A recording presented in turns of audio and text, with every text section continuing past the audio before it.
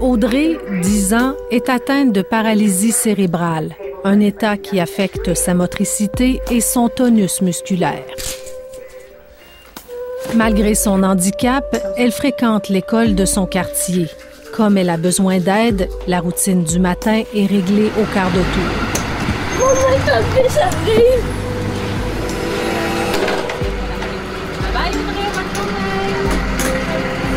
Pour bien réussir, Audrey a aussi besoin de soutien à l'école. Huguette Rodrigue l'accueille le matin et l'accompagne toute la journée. Pour moi, c'est facile, parce qu'Audrey, c'est un petit rayon de soleil. C'est certain que je rentre dans son besoin, dans tous ses besoins au complet, autant en classe que dans son intimité. Malice, c'est une enfant très facile, elle participe bien, elle m'aide. Elle peut nous aider quand elle me dit quoi faire, quand ça va pas. On a un bel échange. J'ai fait une erreur? Oh, on a fait une erreur. Qu'est-ce qu'on fait? Si Audrey arrive à mener une vie aussi normale que possible, c'est grâce à son courage, à l'appui de ses proches, mais aussi à l'encadrement que lui offre l'équipe multidisciplinaire de la clinique de paralysie cérébrale du CHUSS. On est prêt? Ouais. Viens, Tamino. 2 fois par année, depuis son plus jeune âge, Audrey est rencontrée pour un bilan de santé. Salut, Audrey. En venant ici ce matin, y avait-tu des choses que vous vouliez discuter? Des douleurs, un problème avec les orthèses, un problème à l'école? Le problème avec les orthèses, c'est certain. OK. Puis j'en ai parlé tantôt. OK. C'est très fatigant. OK. Mais là, aujourd'hui, vu que c'est sa clinique annuelle où tout le monde est là, bien, on va regarder ça. Tous réunis au même endroit, pédiatres, physiatres et autres spécialistes collaborent pour évaluer les besoins et les inconforts des enfants qui, comme Audrey, sont suivis à la clinique. Parfait. C'est quel pied, Audrey, qui fait mal? Sur le bord à briser. Sur le bord, Brigitte, l'autre côté. On va regarder ça. Est-ce que ça fait des rougeurs? Les deux? OK, on va regarder ça. C'est en fin de journée d'habitude? Oui. On veut les rendre le plus fonctionnels possible, leur donner le plein potentiel. Audrey, on veut la mettre debout.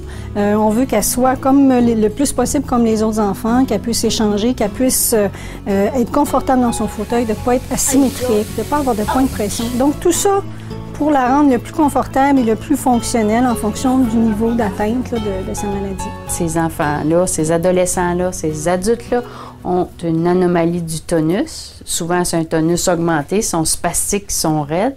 Une grosse partie de nos interventions, c'est de contrer l'effet de la spasticité.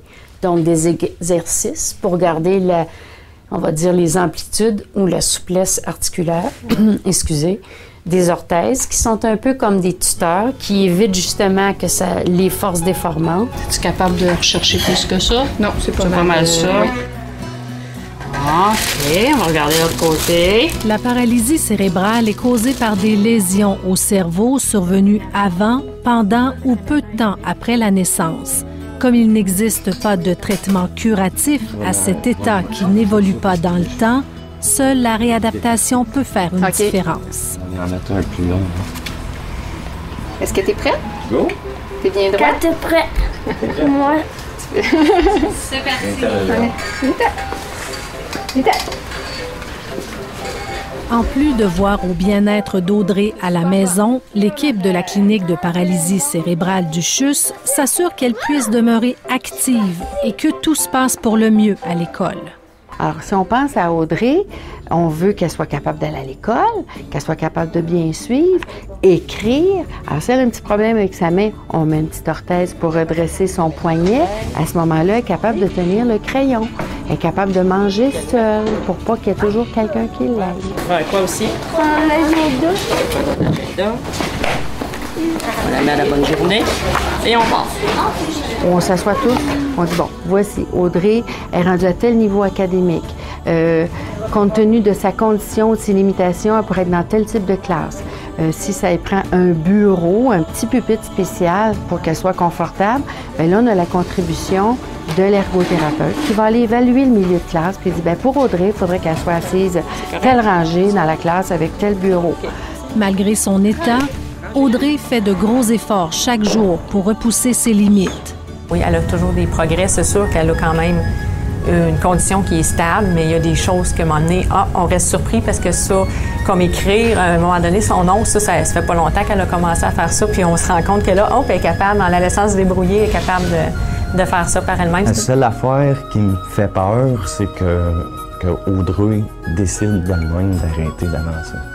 Ça, c'est quelque chose que ça me... Tu sais, qu'un jour, elle dise, ben non, je suis danseuse, puis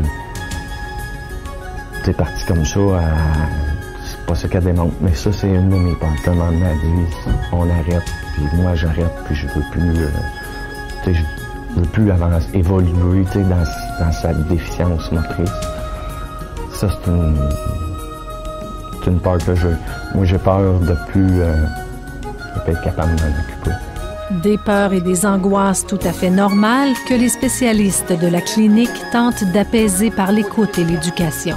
Tout passe par les parents. Alors oui, il faut les supporter, il faut les aider, il faut les éduquer. Puis on dit souvent qu'ils sont les plus importants dans l'équipe. Quand les parents me disent ah, là, on a compris des choses qu'on n'avait jamais compris, ou il n'y a jamais personne qui a pu m'expliquer ou qui a fait ces liens-là, ben je me dis, je peux pas les guérir, mais je peux les aider. Puis là, on commence ensemble, puis on travaille ensemble. Les aider à aller plus loin, malgré leurs conditions, soulager leurs inconforts physiques et émotionnels. Bref, être là pour les voir s'épanouir.